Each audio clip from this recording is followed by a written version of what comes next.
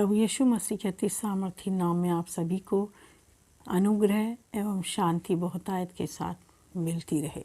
आमीन। तो मेरे प्रियो, इस समय हम आपके लिए एक नया जो है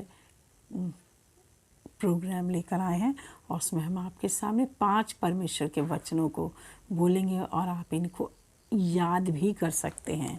परमेश्वर का वचन हमारे लिए दीपक के समान है। परमेश्वर का वचन हमारे लिए एक दवा के समान है। परमेश्वर का वचन हमारे लिए एक मार्गदर्शक है और हमें हिम्मत देता है, ताकत देता है। परमेश्वर के वचन के लिए जितनी ही भी महिमा की बातें की जाए कम है। तो मेरे प्रिय भाइयों बहनों, सबसे पहले वचन में लेकर आई हूँ आपके लिए यहोशू 1 अध्याय उसकी 8 आयत से लेकर। व्यवस्था की यह पुस्तक तेरे चित्त से कभी न उतरने पाए, परंतु इस पर दिन रात ध्यान करते रहना, जिसमें तू उसमें लिखी हुई बातों के अनुसार आचरण करने के लिए सावधान रह सके। तब तू अपने मार्ग को सफल बना सकेगा और सफलता प्राप्त कर सकेगा। तो यहाँ पर इस आयत को हमने लिया यहोशू 1 अध्याय उसकी 8वें वचन में से। अब हम देखेंगे यशाया 53 अध्याय उसके 5वें वचन को हम देखेंगे। परंतु वह हमारे ही अपराधों के कारण घायल किया गया तथा वह हमारे अधर्म के कामों के कारण कुचला गया। हमारी ही शांति के लिए उस पर ताड़ना पड़ी कि उसके कोड़े खाने से हम चंगे हो जाएं।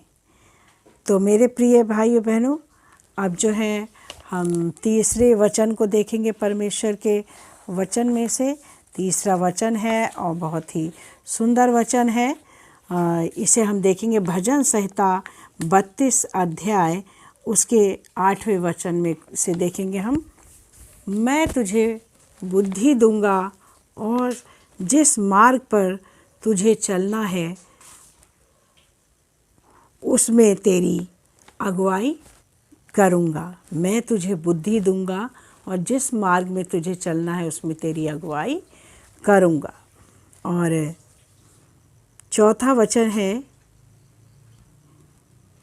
जवान शेरों को तो घटी होती और वे भूखे भी रह जाते हैं, परंतु यहोवा के खोजियों को किसी भली वस्तु की घटी ना होगी।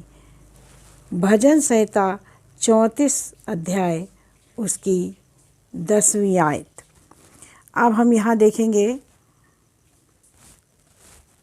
5वीं आयत को, जो पहला कुरिन्थियों 15 अध्याय उसके 57वें वचन में से ली गई है। परंतु परमेश्वर का धन्यवाद हो जो हमारे प्रभु यीशु मसीह के द्वारा हमें जयवंत करता है। परंतु परमेश्वर का धन्यवाद हो जो हमारे प्रभु यीशु मसीह के द्वारा हमें जयवंत करता है। तो मेरे प्रिय भाइयों बहनों, इन वचनों के साथ प्रभु बहुत बहुत आपको आशीष दे और बरकतें दे और आप हमेशा खुश रहें और प्रभु में आनंदित रहें। आमीन। God bless you.